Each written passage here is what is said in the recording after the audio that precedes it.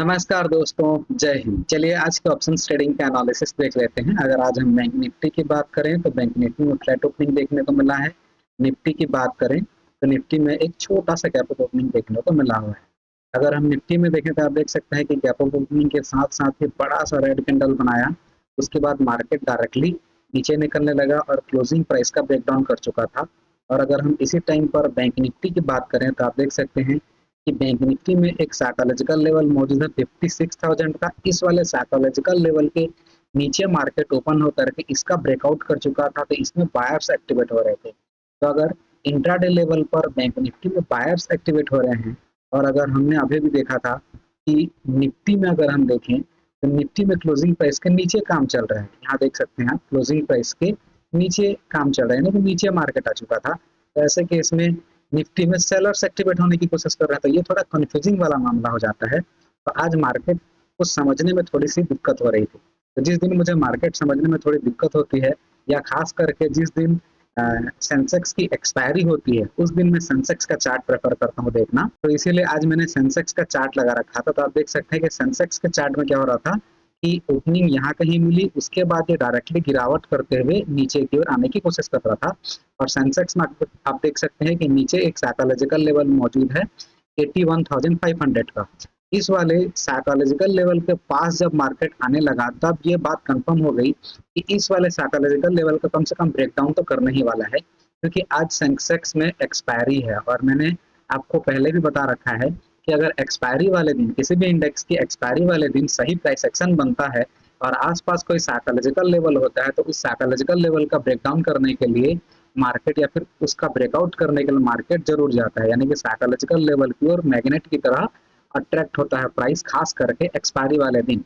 लेकिन ऐसा हमेशा नहीं होता, बल्कि अगर उचित प्राइस एक्शन बने तो भी ऐसा होता है। तो इसीलिए अगर ये इस वाले साइकोलॉजिकल लेवल के ऊपर ऊपर इस तरह से होल्ड कर रहा है, यानी कि इस वाले साइकोलॉजिकल लेवल का ब्रेकडाउन तो कर सकता था। तो इसीलिए आज हमें निफ्टी और बैंक निफ्टी दोनों में वेट करना चाहिए था साइकोलॉजिकल लेवल का ब्रेकडाउन होने तक का सेंसेक्स में। तो जैसे ही सेंसेक्स में आप देख सकते हैं यहाँ कहीं साइकोलॉजिकल लेवल का ब्रेकडाउन हुआ है।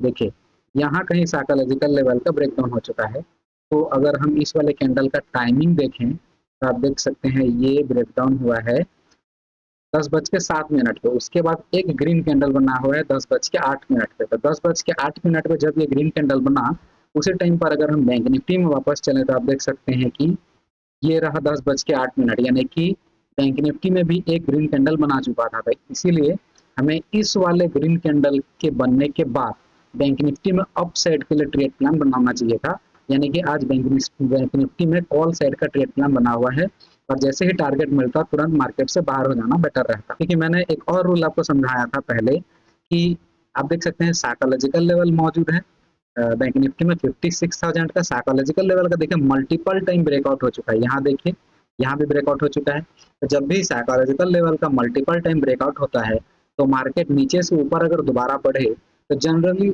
साइकोलॉजिकल लेवल का ब्रेकआउट बिना किए ही वापस लौट जाता है। तो इसीलिए अगर आप इस वाले ग्रीन कैंडल के बाद मार्केट में अप साइड के लिए ट्रेड प्लान करते बैंक निफ्टी में तो आपको साइकोलॉजिकल लेवल के पहले पहले टारगेट मिलते ही मार्केट से बाहर हो जाना चाहिए था, क्योंकि ये रिवर्स हो सकता था और आज वैसा हुआ भी है। और अगर हम निफ्टी की बात करें तो निफ्टी में अगर हम 10:08 का कैंडल देखें तो कौन सा कैंडल होगा, तो ये रहा 10:08 का कैंडल। उसके बाद आप ट्रेड प्लान कर सकते थे कॉल साइड के लिए। यहाँ कहीं से जब एक ग्रीन कैंडल बना उसके बाद आप क्या कर सकते थे, निफ्टी में भी कॉल साइड का ट्रेड प्लान कर सकते थे। लेकिन निफ्टी में टारगेट के जस्ट पास पहुंचा, उसके बाद निफ्टी रिवर्स कर गया है। तो ये अनफॉर्चुनेट बात है थोड़ी सी। तो इस तरह से आज आप बैंक निफ्टी और निफ्टी में ट्रेड प्लान कर सकते थे। अगर आपको ऐसा लेंडिंग सीखना है तो मेरे साथ जुड़े रहिए। लाइक शेयर और सब्सक्राइब करना बिल्कुल मत भूलिएगा। बेल आइकन प्रेस कर दीजिएगा ताकि आपको सारे अपडेट्स लगातार मिलते रहें। मिलते हैं किसी और वीडियो में। Thank you very much. Vande Mataram.